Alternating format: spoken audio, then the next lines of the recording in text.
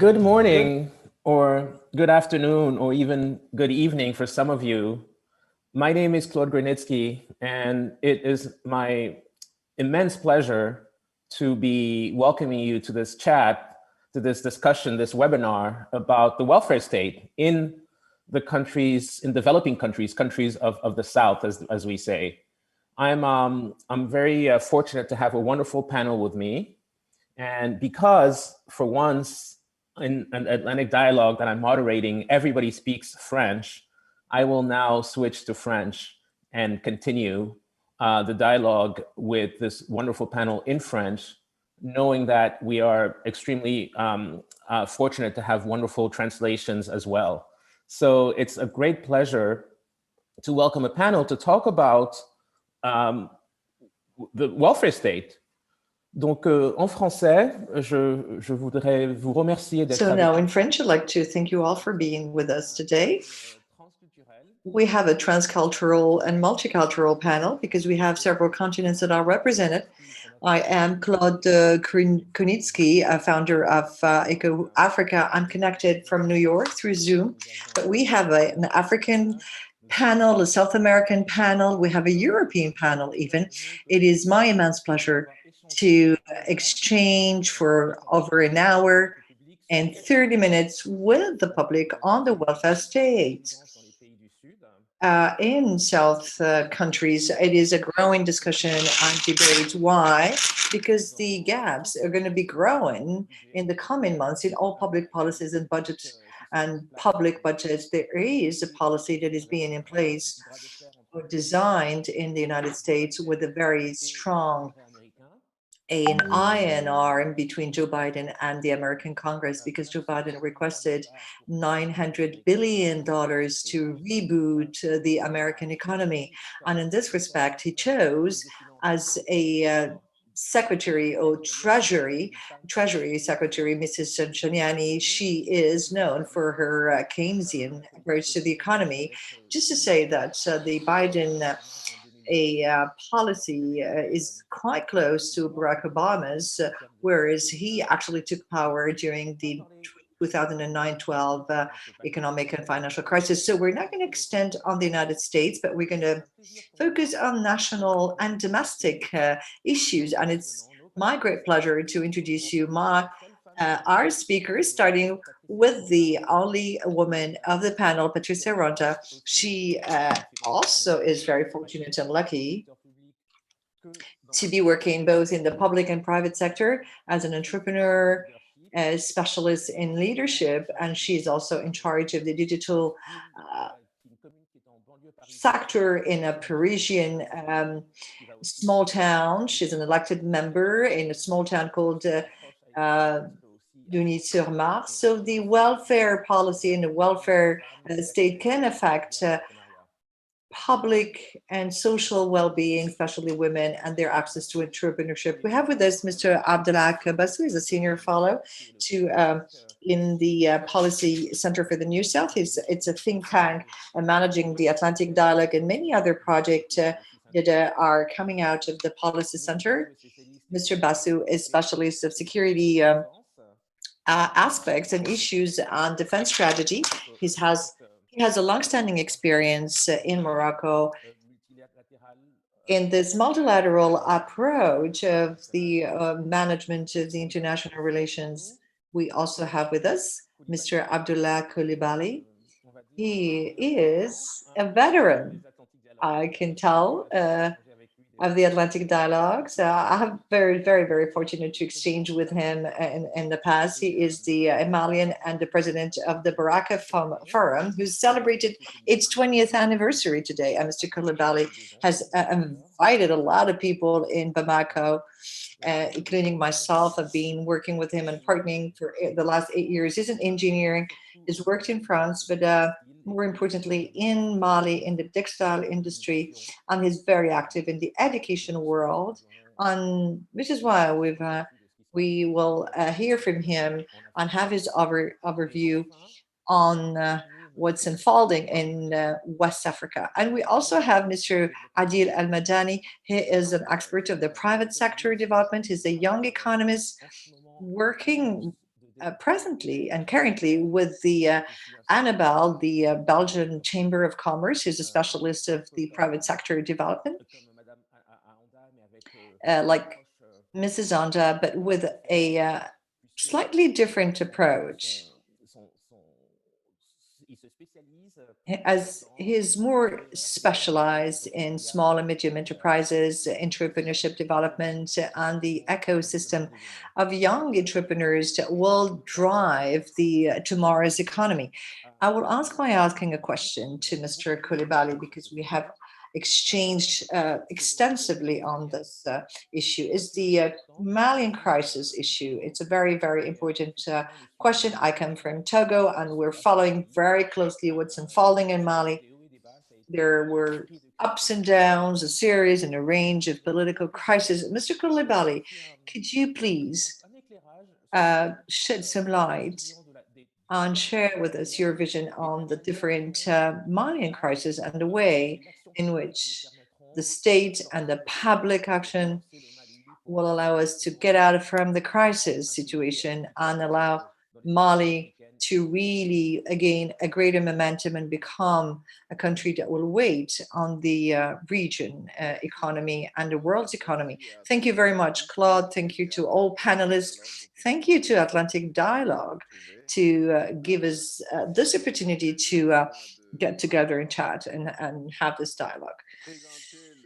It is a pleasure, my pleasure, to take the floor and address this topic on the Malian crisis. It's always very important to put things into prospect and context, as the reality of the implementation and enforcement of the rule of the welfare states in the south and the north are not necessarily the same.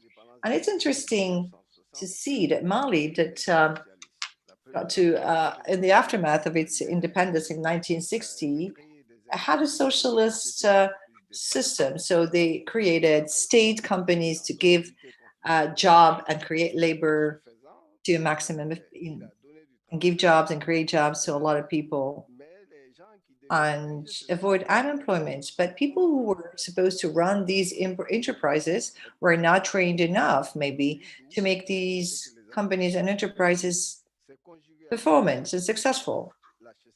Therefore, added to that, we had serious droughts. And following to the very important crisis, there was a military coup. In 1968, it was this military coup, and the military that came to power. And as Mali was a socialist country, these military coup insurgents had the support of the Eastern countries. Therefore, oh, Western countries rather. So Mali made a request to the World Bank and the IMF to help and support Mali to get out of the crisis. And the state did support the state industries, and this led to the layout of a lot of people. As you know, income come from the heads of family, and these are male-headed families. And when the father or the head of the family loses his job, there is a loss of authority and loss of income. There, as a by way of consequences, there is a problem of social unrest. And this really led the families into a very vulnerable situation. For instance, the privatization of the welfare of the railway company in Mali, a company with an asset of 17 billion of French CFA, was sold to a Canadian company for 7 billion of CFA francs. As you know, Mali is a deadlocked country, 1.4 million square kilometers, with an overall population with a high density of 9 inhabitants per square kilometers, and also 2 inhabitants for a square 1 kilometers in the north. This is to tell you the infrastructure situation. And when you privatize the railway, the private Canadian company that came or stepped in, they said, well,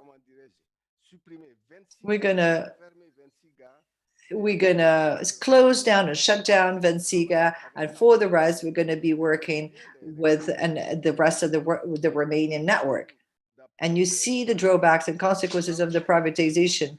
According to our calculation, the transportation of people is not profitable. We're going to only focus on goods and merchandise transportation.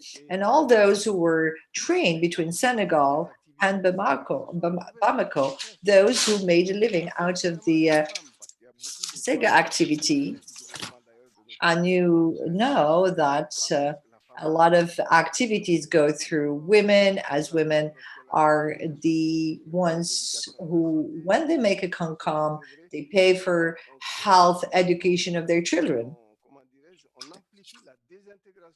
So we are actually increasing the dismantling of the family cell. And then you have all the activities around the poority activities that led to exodes and rural exodes towards the cities first, to Bamako and the main cities, but also towards the west. And therefore, the country started losing its very important resources and human resources. That's a drawback of the railway shutdown. And another important sector is the nuts, peanuts. This company had an overall asset of value of 14 billion. And thanks to the IMF and expert board, the company was sold for 9 billion. So you see how a country with a huge asset and heritage was really coming down on its knees. Another important aspect is the Niger office, where the production was being made, and Mali was actually considered as the farm of the Western African region.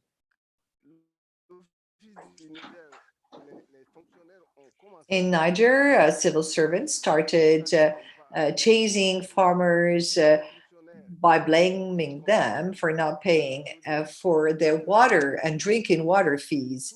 And all the agricultural lands were retrieved from the farmers and sold. And this really led to the social unrest, leading to the second military coup.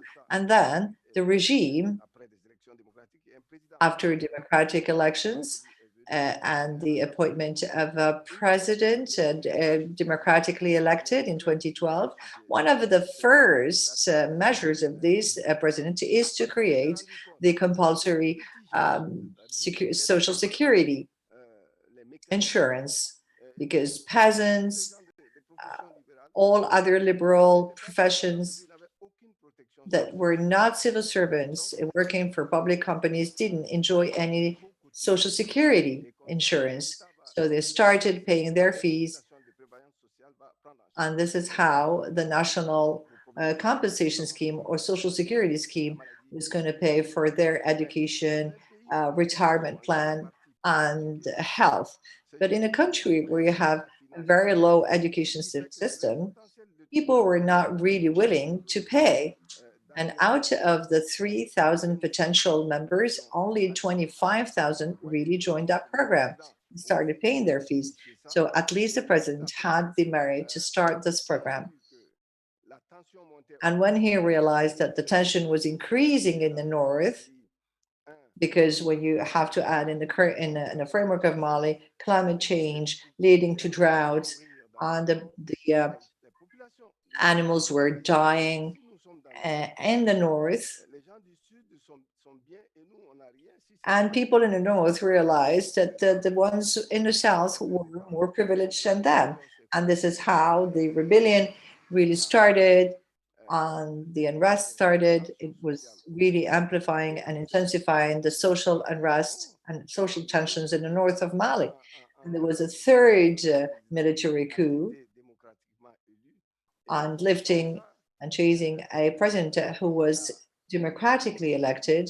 And Mali had to go through another major challenge, the terrible floodings that really took place.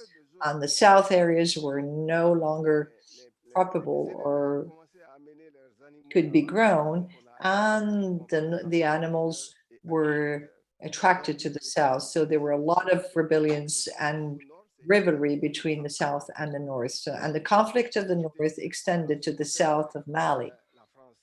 And then France was smart enough or had the relative intelligence to intervene in Libya.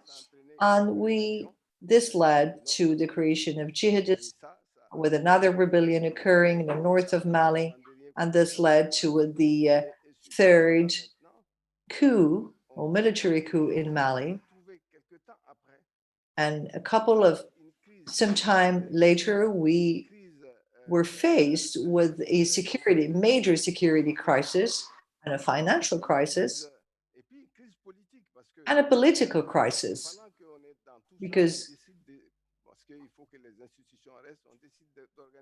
as institutions were to be conserved, it was decided to organize some elections to overcome the political crisis. And this is how we ended up on the 25th of March with the first COVID crisis, adding to the political and economic crisis, the health and sanitary crisis. So the decision of our leaders was the following. It's interesting to look at this, because what we did, this is not only the case of Mali, but with of other countries, kind of copy paste what was done somewhere else in France. And the French president said, we are at war, starting the confinement and the curfew. So our heads of states decided to really put in place a curfew from 9 o'clock p.m. to 5 o'clock a.m. For those who know the sociology of the Malian society, many people work at night in bars and the small shops, and all of a sudden, these people were prevented from going out, and they found themselves in an economic distress. And then the state decided the confinement. So the poor lady who has to wake up in the morning to sell their muffins to the markets, they can no longer do that.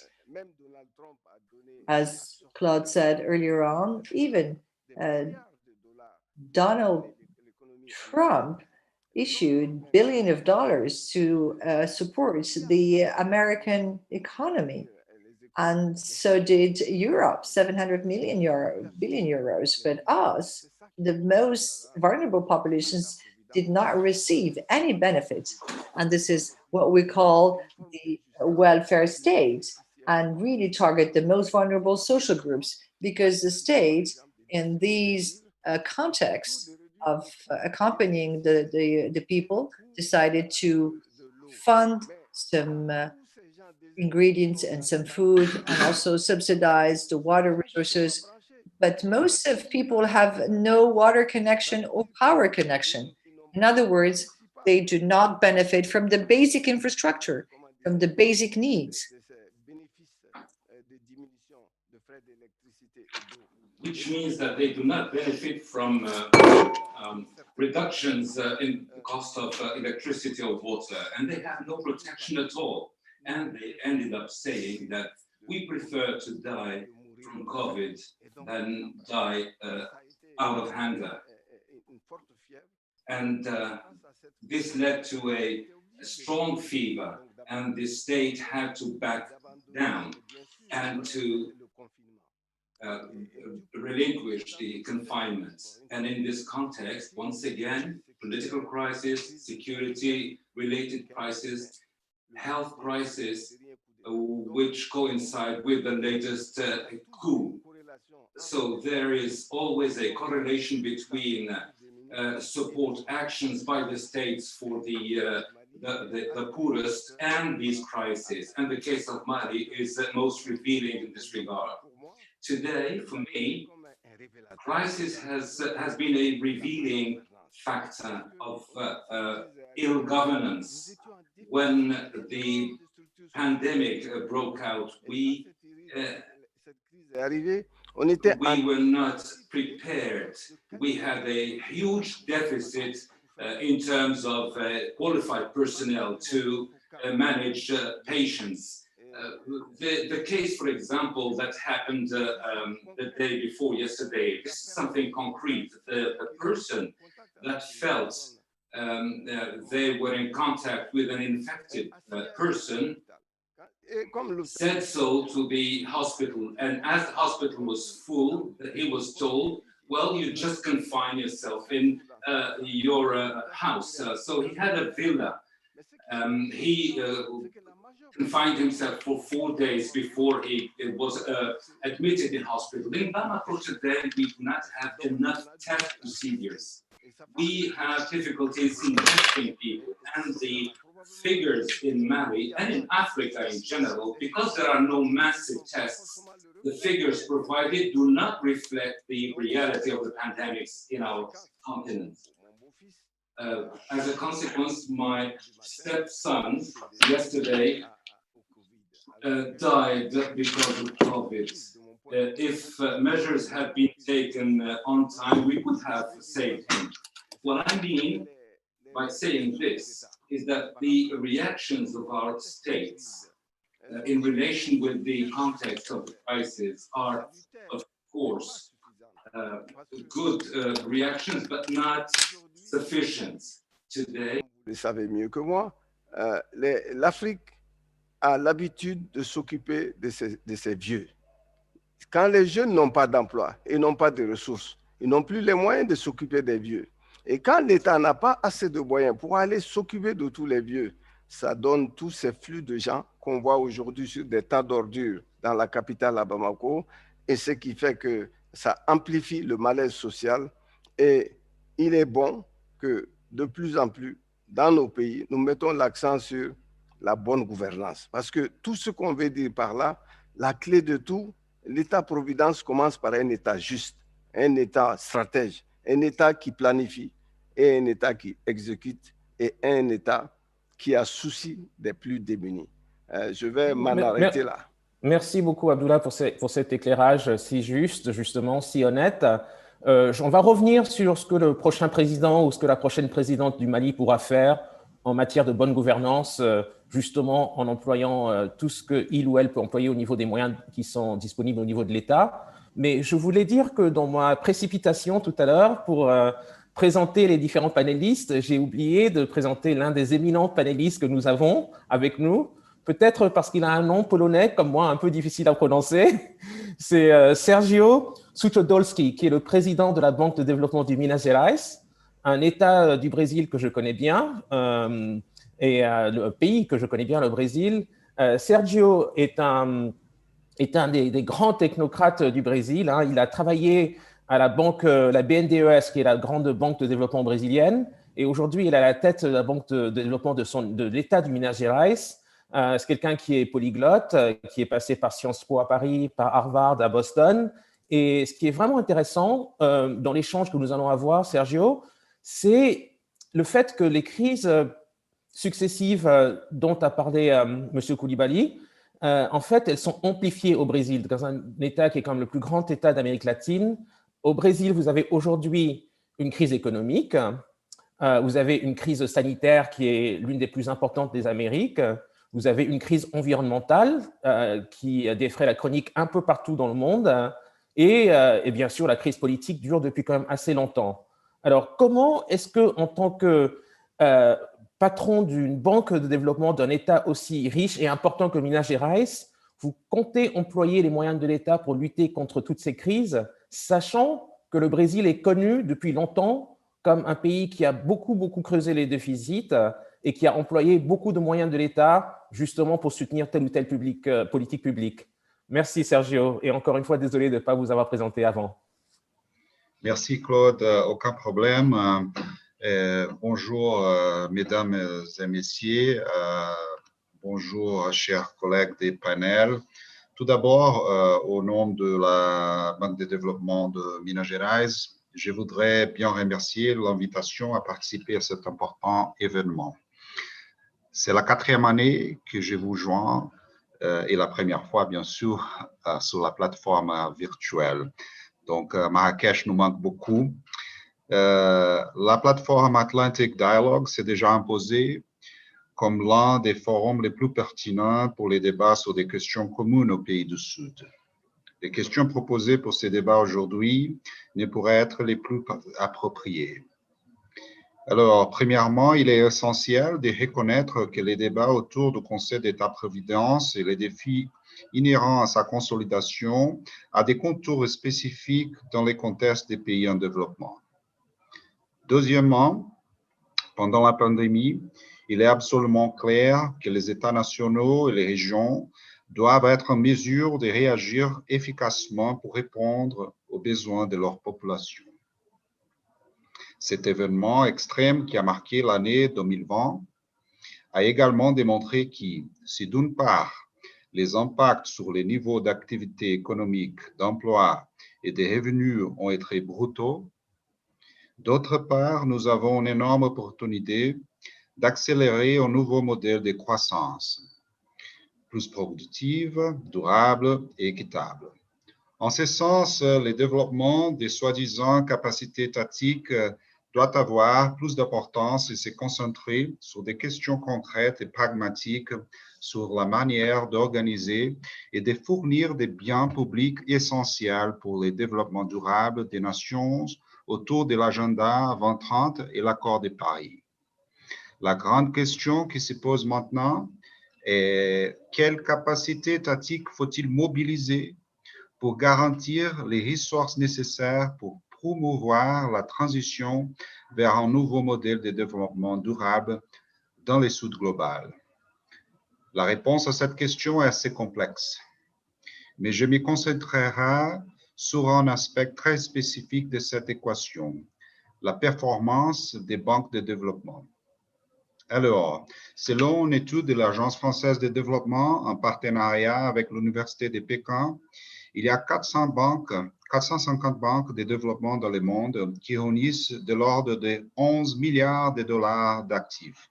Seulement, sur le continent africain, cette enquête a identifié 95 banques publiques de développement avec un total de 131 milliards de dollars d'actifs. Début novembre de cette année, ces institutions se sont réunies virtuellement lors de la conférence Financing Common, la première réunion mondiale des banques de développement. En tant que président d'une banque de développement, celle de Minas Gerais, j'ai eu l'honneur de participer à 3 moments différents de la conférence et j'ai pu constater l'effort et l'engagement des banques autour de la construction de solutions viables pour augmenter la mobilisation de ressources pour faire face à la pandémie et le développement durable du globe. Alors, cet effort passe par la modernisation du modèle économique de ces institutions, initialement axé sur l'octroi des crédits directs aux grands projets et qui agissent désormais comme des plateformes de développement offrant de multiples services financiers et comme catalysateurs pour l'investissement privé.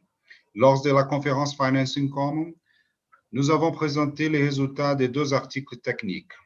L'un d'eux, publié par la plateforme Policy Center for the New South, qui souligne la nécessité de regarder les territoires à travers l'articulation d'institutions à différents niveaux d'activité, des grandes banques multilatérales ou infranationales comme la nôtre, pour relier efficacement les agendas à niveau mondial de développement aux besoins et aux demandes locales des entreprises et des gouvernements. Cette connexion n'est pas un simple détail, c'est une condition opérationnelle de base pour que les ressources disponibles, et elles sont vraiment disponibles, arrivent effectivement à la pointe et produisent les effets suratés. Le Brésil, en ce sens, est dans une position très intéressante pour bénéficier des opportunités offertes par cette approche.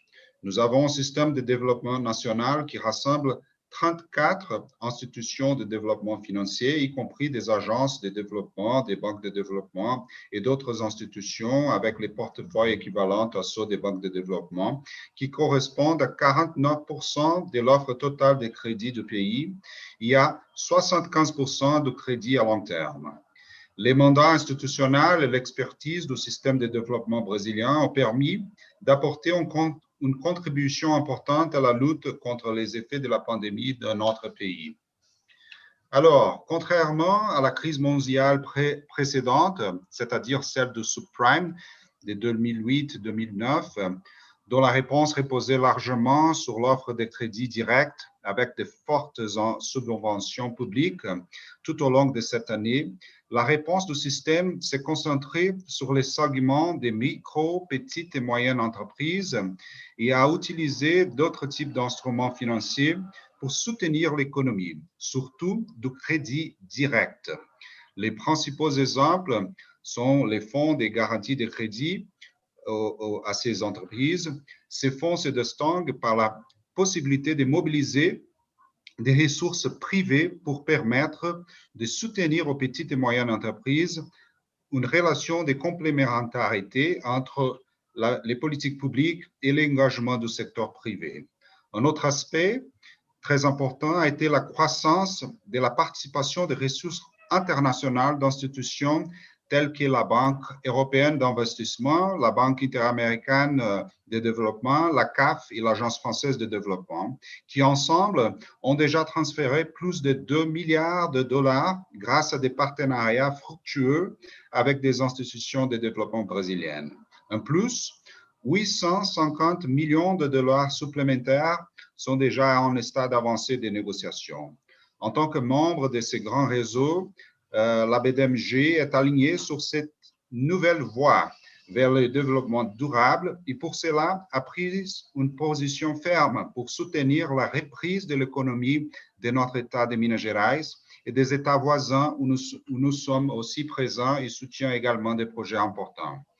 Donc, est-ce que je peux vous interrompre, Sergio, juste rapidement pour une question importante de précision? Oui. Je sais qu'au mois d'août, il y a eu un désaccord entre le ministre des Finances, Paulo Guedes, et le président Jair Bolsonaro sur le programme Renda Brasil, qui distribuait de l'argent aux plus démunis des Brésiliens pendant la crise sanitaire. Et le président a refusé de continuer à distribuer de l'argent, donc en exemple même d'État-providence, aux Brésiliens les plus démunis, ce qui a mis beaucoup de Brésiliens dans une précarité encore plus importante en pleine crise sanitaire. Alors, j'aimerais peut-être que vous nous éclairiez sur ce choix politique et sur la manière dont votre banque, au niveau, en tout cas, de Minas Gerais, pourrait éventuellement pallier à ce déficit au niveau du soutien de l'État aux Brésiliens les plus pauvres. Bien sûr, Claude. Comme vous le savez, le Brésil, comme les États-Unis, nous sommes en une république fédérative, c'est-à-dire qu'il y a quand même une certaine indépendance entre les pouvoirs fédéraux au niveau fédéral et les pouvoirs dans chacun des États brésiliens. Les partis politiques qui gouvernent le Brésil au niveau fédéral n'est pas le même parti qui est à la tête du gouvernement en Minas Gerais. Cela dit, il y a un bon rapport républicain, bien sûr, entre le gouverneur de Minas Gerais et le président de la République. Et le débat sur les programmes émergentiels, non seulement les Renda Brasil, mais aussi d'autres programmes fondés surtout pour les petites et moyennes entreprises, certains dont notre banque opère et exécute en partenariat avec le ministre des Finances, ont été sujets de grands débats au Congrès national et aussi à la presse brésilienne. Les programmes Renda Brasilia, en fait, il continue jusqu'à janvier, au 2 janvier, donc c'est la date limite. Et maintenant, il y a de discussions au Congrès national, surtout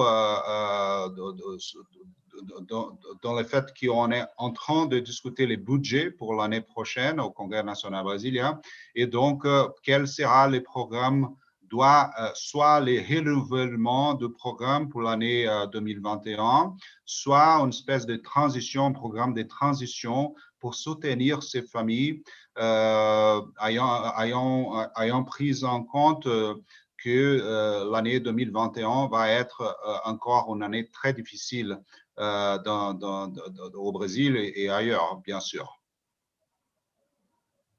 Merci pour cette clarification. Je vous laisse terminer et après, je voulais passer en France, en fait, avec Madame Patricia Aranda.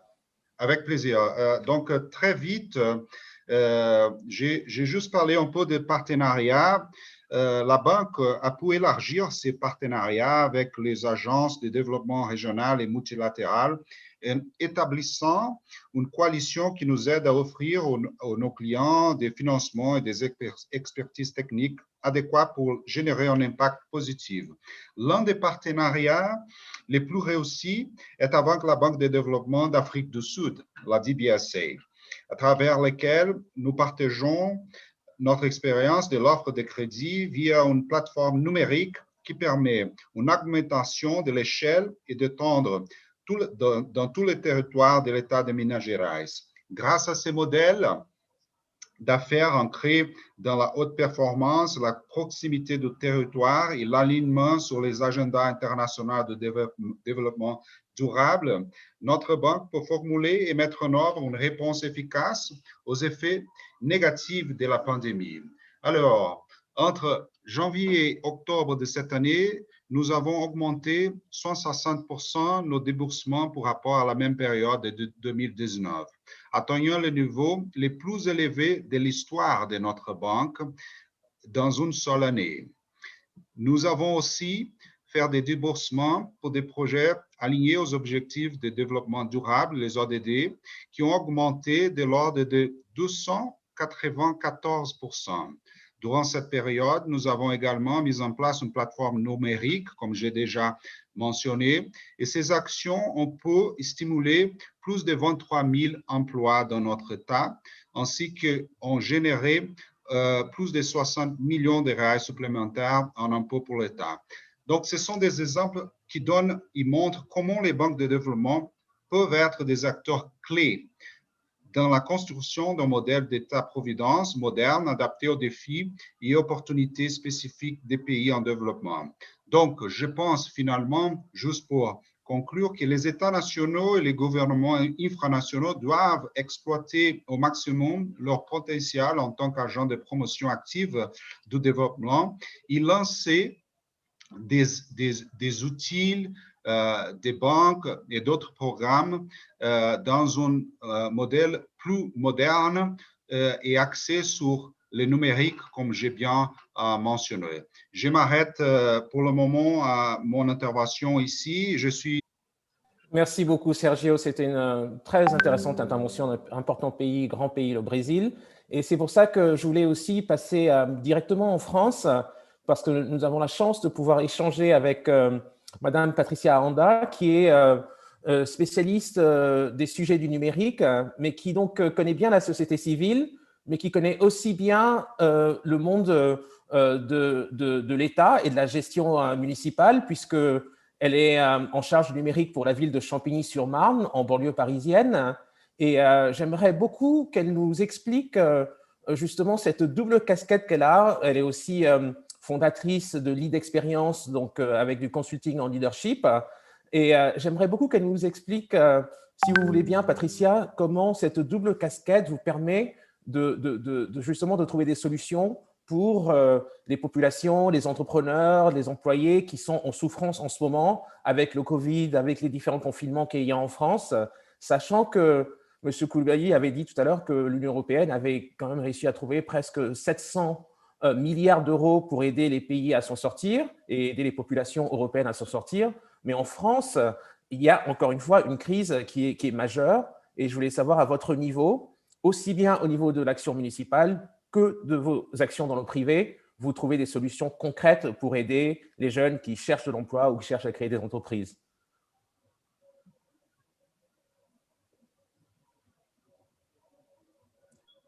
Il faut enlever le muet parce qu'on oublie toujours sur Zoom d'enlever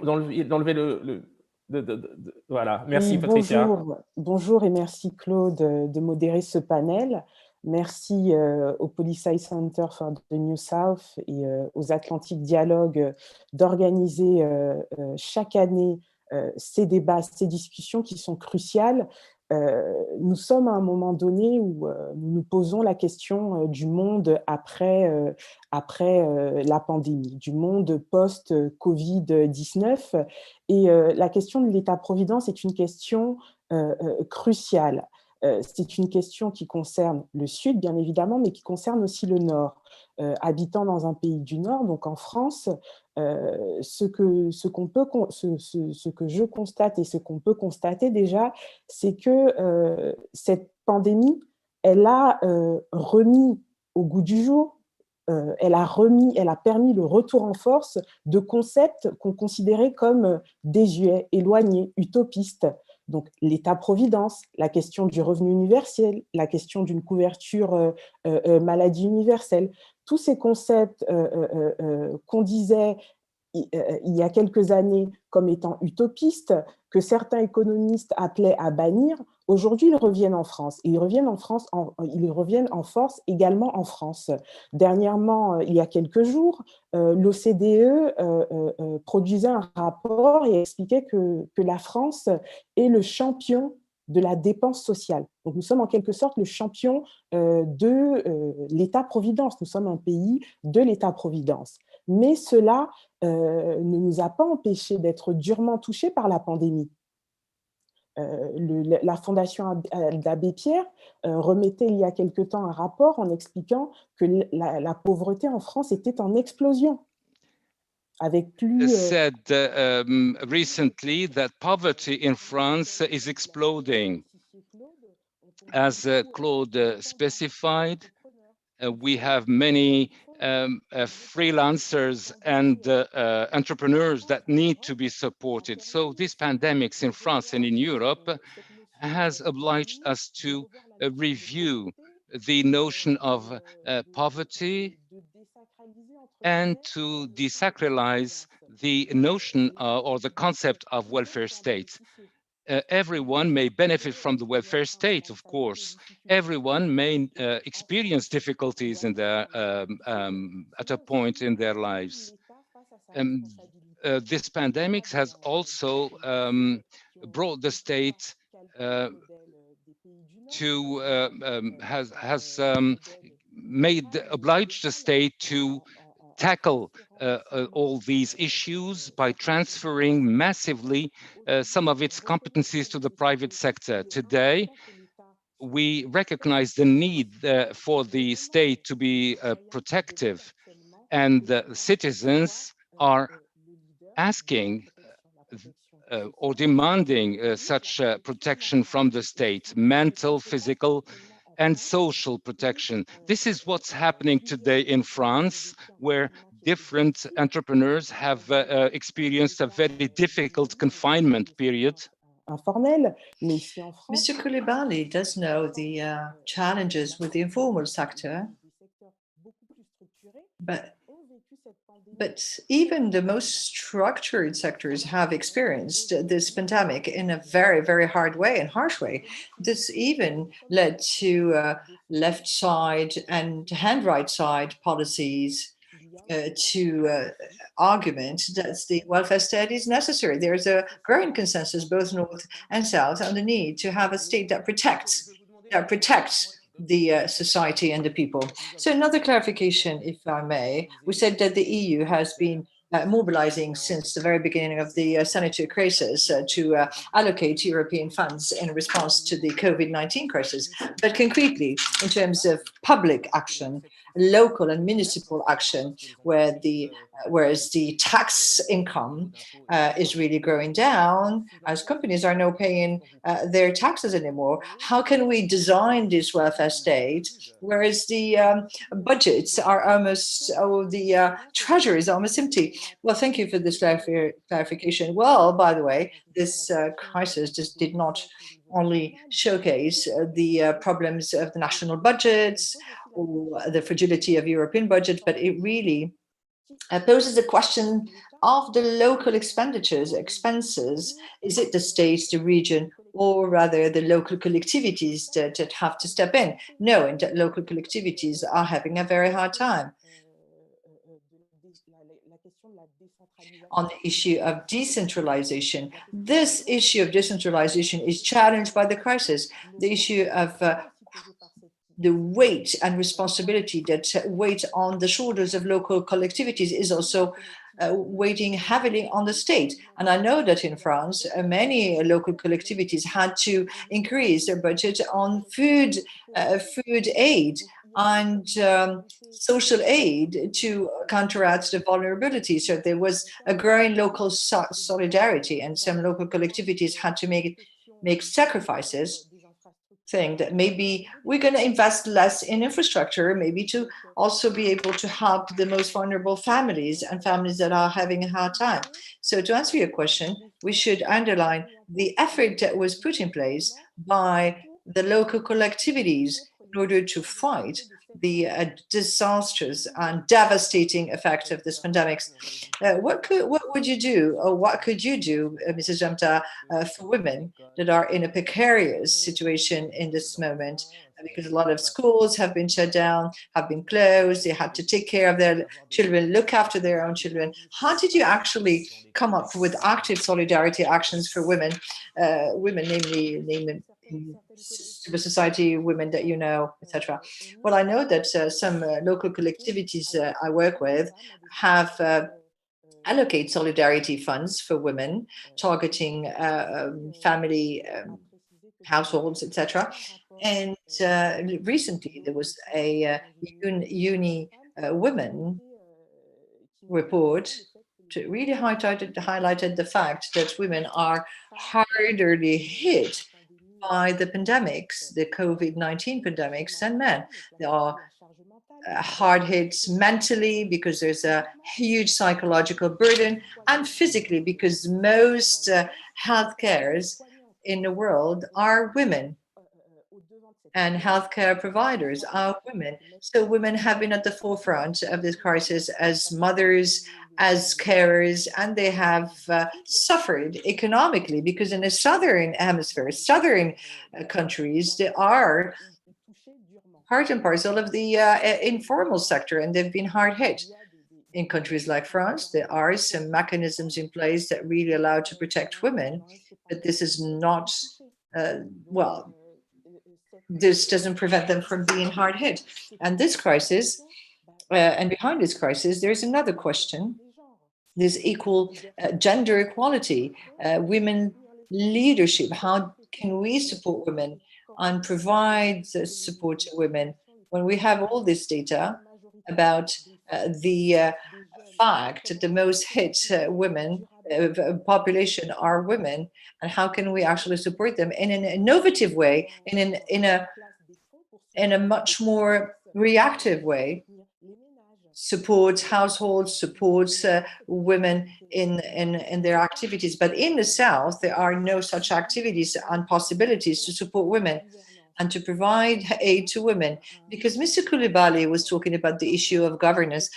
Recently, there was a report that highlighted the fact that the countries that have better managed the health countries or the sanitary countries are countries that are led by women and governed by and ruled by women, because they were able to come up with emergency funds to help women, health carers, and households, and women houses, or women held families and households, and New Zealand, etc., Australia. And they have come up with innovative measures to come up with a new form of welfare states. They were able to innovate, anticipate, think ahead. And this pandemic really is asking the question and led to the question about the mode of governance. Can we actually presently act without rethinking or redesigning the issue of gender equality? It is more than time, high time, to question the role of women in crisis management time and their capacities to rule a state. Thank you very much. Thank you very much, Patricia, for this very interesting oversight and opinion, because you are at the very heart of the reactor. I'm going to switch to Morocco, our host country that has been hosting us for some time in the framework of the Atlantic Dialogues, organized by the Policy Center for the New South.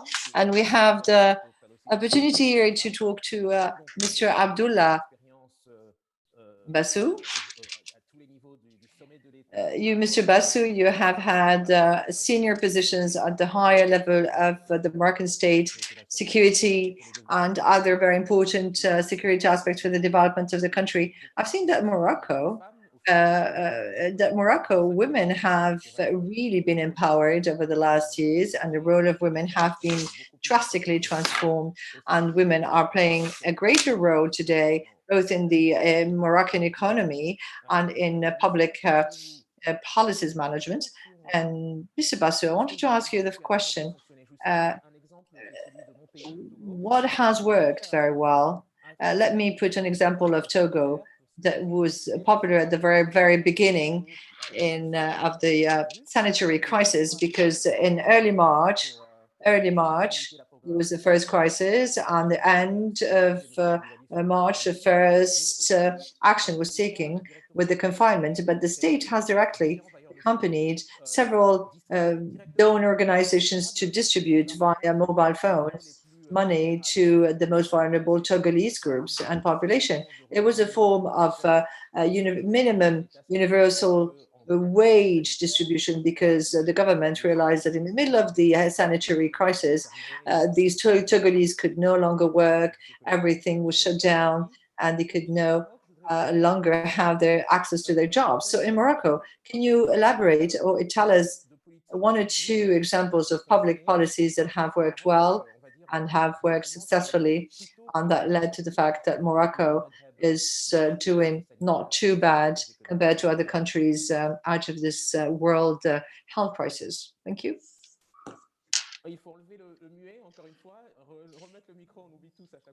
I think you have to switch on your microphone again. Thank you. We keep forgetting. Merci à tous. Thank you to everyone.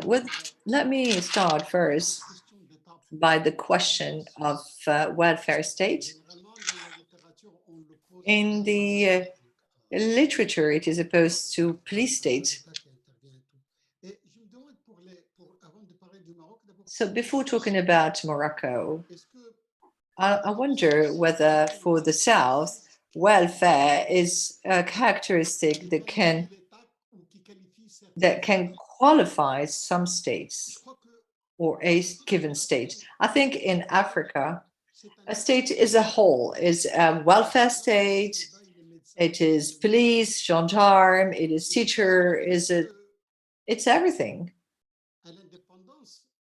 And this is due to the fact that in the aftermath of the independence, the population was expecting everything from the state. And this is a heritage that we have inherited from that time. So this state we are asking everything from, but is also the one that we blame, that we keep blaming for things that go wrong. And this is why in these kind of crises like the one that we're experiencing today, COVID-19, people lost their head on and panicked, and everyone is looking towards the states and heading its eyes towards the states. So both in the north and the south, there is no other structure than the south, or no other structure than the state, that can raise funds and allocate all the necessary services and mobilize people, and not only provide for the confinement, but provide for the services that will make sure that it is fully complied with. And this is to highlight the fact that in the southern countries, in African countries, the state is everything. It's more than a welfare state, because it's towards a state that we look, or we turn our eyes when things go wrong. For Morocco,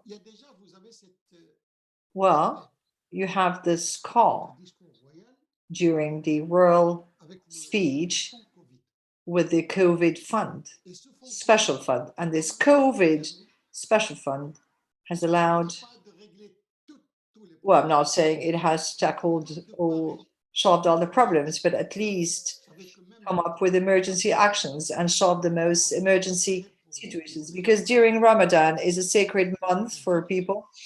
Everyone was confined. It's a sacred month and holy month, and people tend to spend a lot. But households, and even the most vulnerable households, even the most vulnerable ones of the poorest ones, have on their tables all the necessary food, regardless of their status, social status. And Ramadan this year, it was a real crisis because people didn't work, people were confined during Ramadan, and thanks to the state, these families were able to spend a reasonable Ramadan.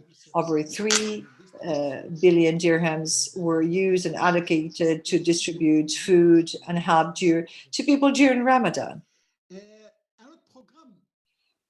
Another interesting program that was put in place to help is the Ramed program. It's a social security scheme that was designed for the informal sector, people working in the informal sector, people who are not civil servants, who are not employed by private companies, and who are not declared to the National Security Fund. In other words, people who are deprived from any social welfare scheme. Why this Ramed system was interesting? Well, it really was useful because it gave us a lot of addresses and contacts, because the state was able to actually help people, but target that help. Those under Ramed are well known, and those who are in the informal sector. So the state does know those who are in the formal sector, but those who are in the informal sector were unknown by the state. And this is how the state thought about this Ramed system, the social security system, namely for those who are not members or affiliated to the National Social Security Fund or the Pension Fund, etc. So the Moroccan state has really played a very important role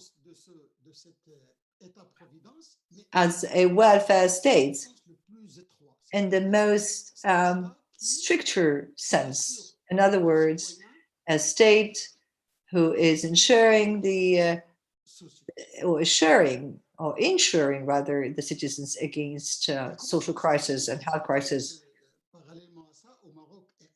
And in Morocco, as well as in all other countries or in other countries around the world, during the COVID, we were talking about a return of the state, not really a welfare state, the return of a welfare state, but a return of the state as to manage the crisis, or in order to overcome the crisis, there was no other recourse than the state.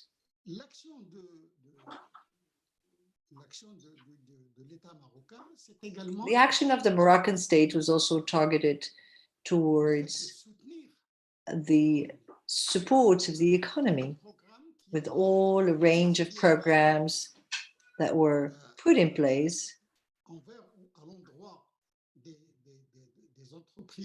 for large companies as well as the smaller and medium companies. Therefore, the programs and projects that were designed prior to COVID were further strengthened during COVID, and some new programs were implemented and designed during the COVID, because COVID occurred at a time where Morocco had already launched a series of programs to support and help small and medium enterprises. Another aspect of the welfare state in Morocco that I wish to refer to outside the COVID crisis. Sur la COVID pendant une dernière If I may, Mr. Bassou, could we stick to COVID for a couple of minutes? Because Morocco was mentioned as was really a role model for its crisis of the management of its crisis, because they designed its own respirators and breathing instruments and equipments, and Morocco has been able to manage this crisis Je voudrais peut-être que vous nous citiez of this pandemic. And could you please tell us more about successful examples of COVID management? Because we're talking about Germany, South Korea, and Morocco has been cited as an example. Well, and this is the very philosophy of Morocco. There was a crisis. And this crisis was actually seen as a crisis, but also as an opportunity. Therefore, we're going to be helping, and we're going to be helped.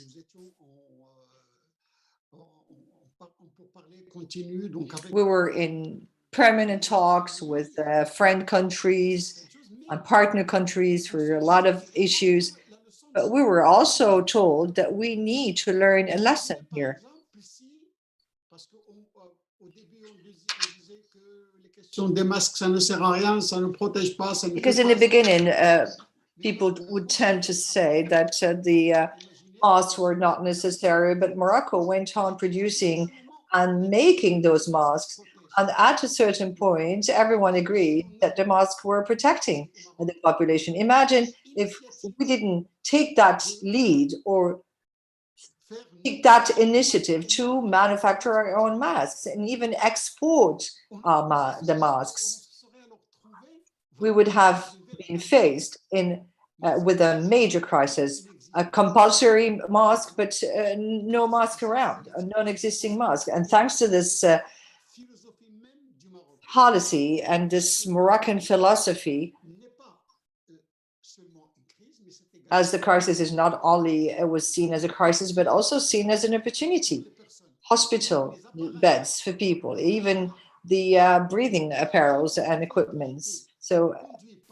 And there was a major effort led by the state, not only to manage the crisis in its daily management, but also for the crisis lesson to be a lesson of resilience, of construction process, of the resilience approach. Thank you very much, Mr. Bassou, for shedding some light and for this interesting exchange.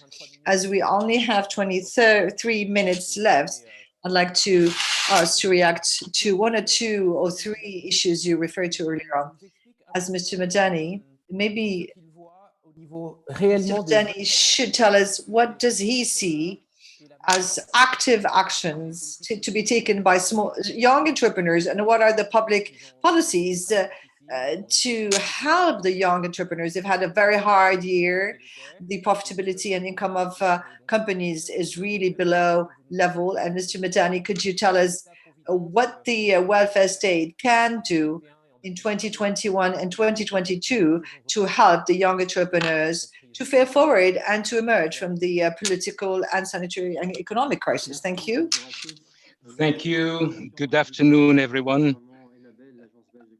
I have just left recently, Annabelle, to join the development institution here in Belgium.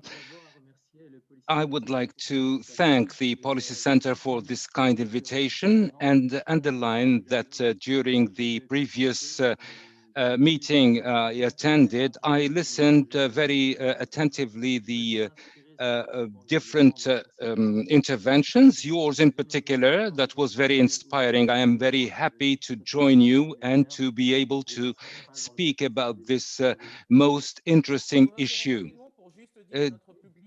Sorry to interrupt. I would like to tell our public that you are free to ask your questions to all the members of the panel on your Facebook page or on your YouTube page. So we still have 20 minutes. It would be a good thing that you ask your questions now. So I would like to tackle the issue that is of concern to us today.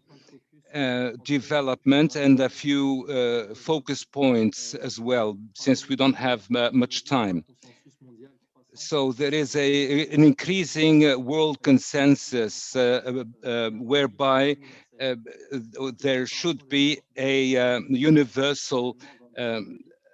universal kind of support from the states. This is the way or the path that Belgium has been following up to now, especially for fragile regions. In relation with the social protection and the role of the welfare state we are discussing today. First observation, the persistence of the informal economy, which still remains a huge problem. It has a very limited capacity, financially speaking, so they do not contribute financially. This is why we need to encourage transition towards a formal economy. This will strengthen the resources of states, and this is part of all these approaches that tend or look for a difference.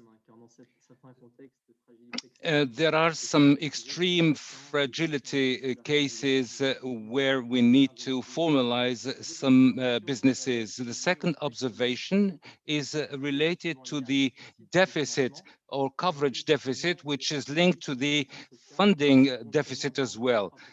So 3% of the GDP, this is the highest rate of social protection budget dedicated to these issues. So faced with these observations, the Belgian corporation has proposed a three-step measure. Annabelle, the Belgian agency, has focused has dealt with the supply chains as well as the supply of medical resources.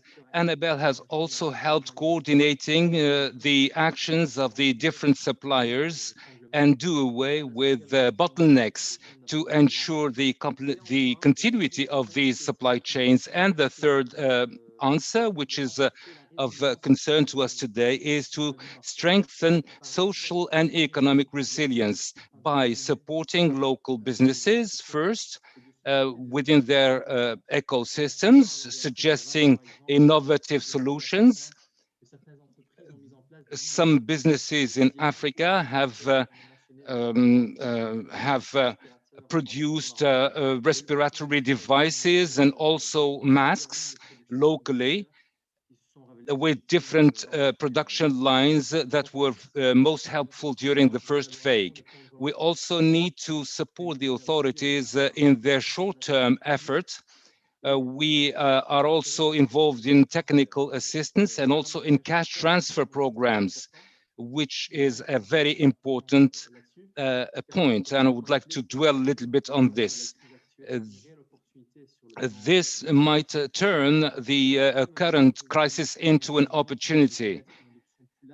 So this program needs to be developed extensively around the world, and development needs to focus on giving people what they really need, cash in particular.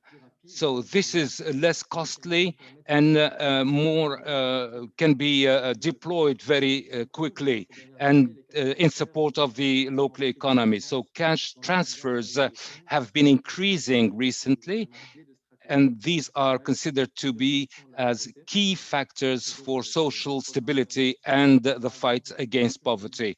They allow, for example, the populations to maintain their consumption, but also to invest in productive activities. This is very important. Cash transfers, at last, enable the state to strengthen its legitimacy by supporting integration.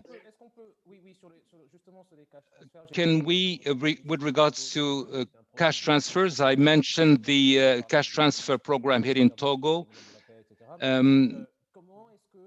How can we, I would like to talk about young entrepreneurs. How can we support them via cash transfers to help support the economic activity of small and micro businesses without being in relation, official relation with the state, working for the state. The current crisis has had devastating effects on many sectors. This does not involve only income, but also the loss of know-how.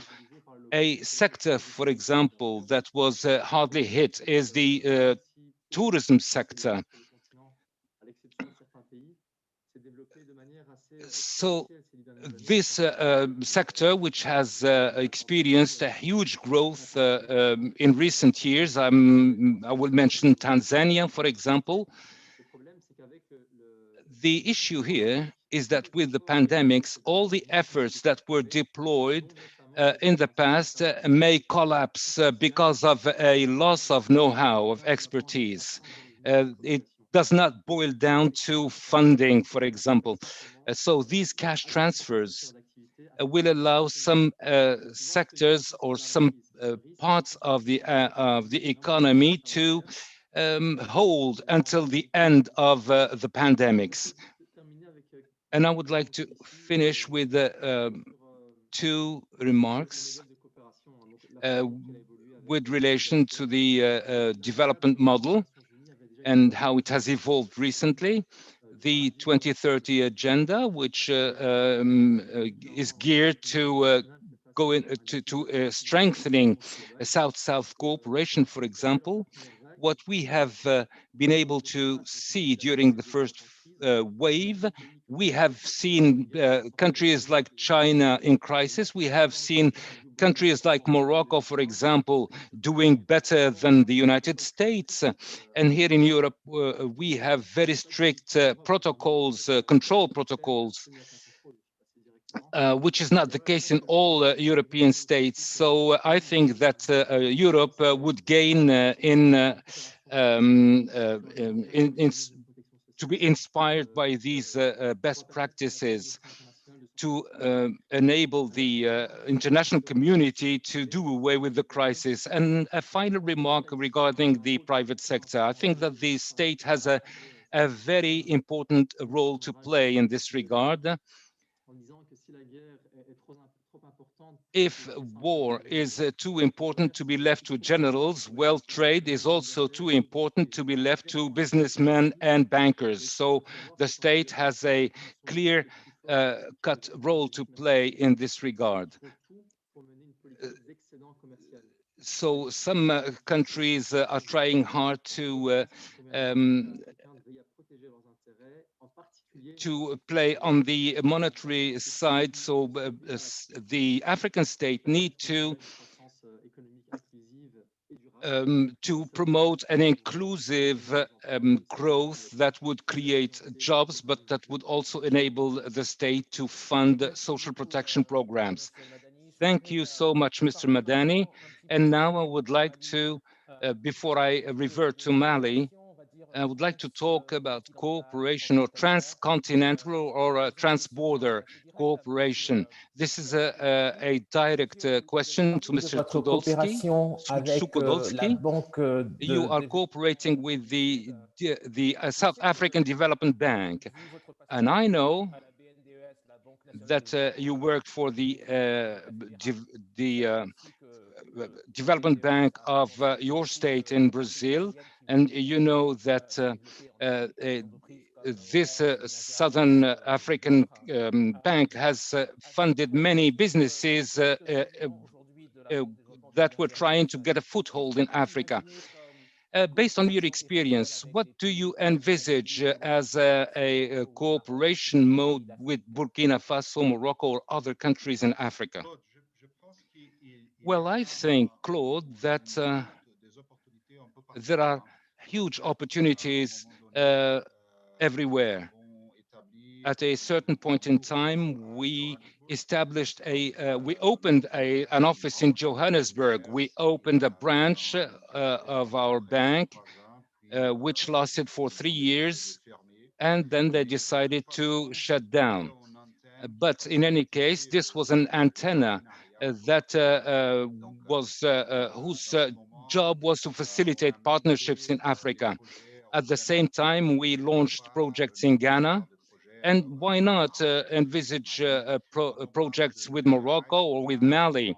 Here in our state, in Brazil, we have a quite interesting opportunity in the field of renewable energy. And we know very well that Morocco has quite an extensive experience in this regard that was partly funded by development banks. So I would like here to mention a very concrete example of partnership projects, but also in the field of agriculture and in other production chains. I think that there is much experience that can be and need to be shared. We still receive much help in terms of financial programs, credit programs with multilateral institutions, financial institutions. This was an opportunity for us to share the technology we developed here at our level with other development banks. Among these banks, we may mention the South African Development Bank, but also other banks in Africa. We met during the COP25 in Madrid, and we discussed the challenges at hand, but also the possibility of collaborating with small and medium and small businesses. We have been developing a cooperation memorandum that would open many venues for cooperation in many fields. Thank you, Sergio. This was very interesting. I would like to come back to Mali and Koulibaly. I started asking this question earlier. Since we are in a transition phase in all regards in Mali, what do you think that the next president, he or she in Mali, would need to do to have the economy, to have an economic recovery that would be part of this welfare state logic? What can be done in Mali faced with these opportunities? Je pense, Abdullah, qu'il faut que tu enlèves le... Abdullah, I think you have to please switch on your microphone again. Please lift the mute mode. We keep forgetting because that's one of the main characteristics of Zoom. Je crois qu'on a perdu Abdullah. I think we've lost Abdullah Koulibaly, it seems. Je crois qu'on a perdu Abdullah Koulibaly. Je pense I think we've lost him. There's a connection problem.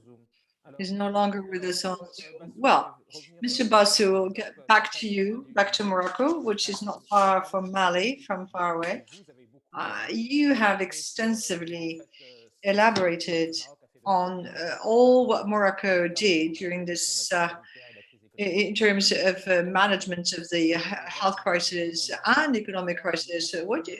How do you think Morocco can even do better, and the King of Morocco can really do in terms of preparing the country for the post-crisis of management? Voilà. Lift up the mute mode, please. Well, as in all other crises that we keep managing, in Morocco, we have the crisis management, but also building on the crisis in terms of not only management of the crisis, but opportunities. Because we say, okay, we behaved not too bad during the crisis. We did some good things. This being said, what are the lessons to be learned? And the lessons to be learned are enshrined partly in one of the speeches of the central bank governors, who was inviting the private sector to really take its own responsibilities. ce secteur privé, as the private sector, toutes les défaillances qu'il y a dans sa gouvernance, qu'il y a dans sa manière de and faire, all the shortcomings par exemple, that we were able to see in their management and mode of management and operating mode, etc., qui doit supporter parce qu'il are to be borne by the state later on, because the state cannot let them down. They have to take care of it. So how can the Moroccan state go about it? What are the things that he needs to do to build up the resilience of the private sector? nous avons par exemple un petit défaut For commun instance, we have one common default de nos petits et moyens entrepreneurs among our small and medium entrepreneurs in not to declare their à la employees. Caisse nationale de sécurité sociale. On en a vu même The National Security Fund and Security Eh bien, System. au moment de la Covid, And during the COVID time, vous avez un employé so you have an employer, an employee, and the state decided the National Security, Social Security Fund will cover and give a compensation to this employee. What about other employees and all the labor that was used without any declaration, without being declared c'est maintenant to the Social Security Fund? And now the state does know and is fully aware that it has a major projects to work on for the future and has to come up with solutions to this problem. Another failure or shortcomings has been tangible, les gens that we were able to target and localize and identify those who were under the Social Security scheme, ceux qui sont inscrits au RAMED, those who are inscribed in the RAMED, those who are not employed or do not benefit from the Social Security Fund or scheme, private or informal sector employees, taxi drivers and others. But we were remaining with those who were the perfect unknowns. And this is a universal registry that we have with all Moroccans. nous avons cet argent par exemple. We are now able to say, we have this envelope, we have this money, but how to distribute and transfer this money? How can we identify the most vulnerable groups that need that money? There's a problem of administration and management. And for the small and medium entrepreneurs, Si vous ne déclarez pas vos if you do not declare your employees to the national security scheme, it's a problem that you will end up with in case there is a confinement or any other crisis occurs in the future. ce que l'État a fait, And so, in other words, there's what the state did and the ongoing major projects that this crisis should work on. In other words, what it is that the state can do for a crisis not to occur. But if we will do our best to avoid a crisis happening, but what if it happens? We need to actually limitate the drawbacks and dramatic drawbacks. And we are in the third phase of the crisis. And how can we make sure that the problems and challenges we were faced with during this crisis would not occur in a near or a long-term process? So we have 2 minutes left. Thank you very much, Mr. Bassou, for these comments. I will ask a very quick question to Mr. Koulibaly, that is back with us on Zoom. Abdullah, thank you for being back with us. In 1 minute, if you were to give an advice to the next president, man or woman of Mali, on the way to use the means of the states to really go out from all this crisis and this transition phase that the crisis is experiencing and witnessing, what would be your advice in 1 minute? It would be very presumptuous of me to give advice to presidents, but what I can say is that the crisis was healthy and on a specific perspective, because when we are in a crisis, we're facing a scarcity of resources, and the way to actually avoid the resources scarcity is to manage this crisis more soundly and better used. In countries not far from Mali, and this is the good thing about the crisis, because God does never do anything that will hurt you or for your own sake. So the ministers or directors who were to leave the country, they were compelled to go out of the country. They couldn't go out of the country, so they were faced, and they were in the very same situation as any other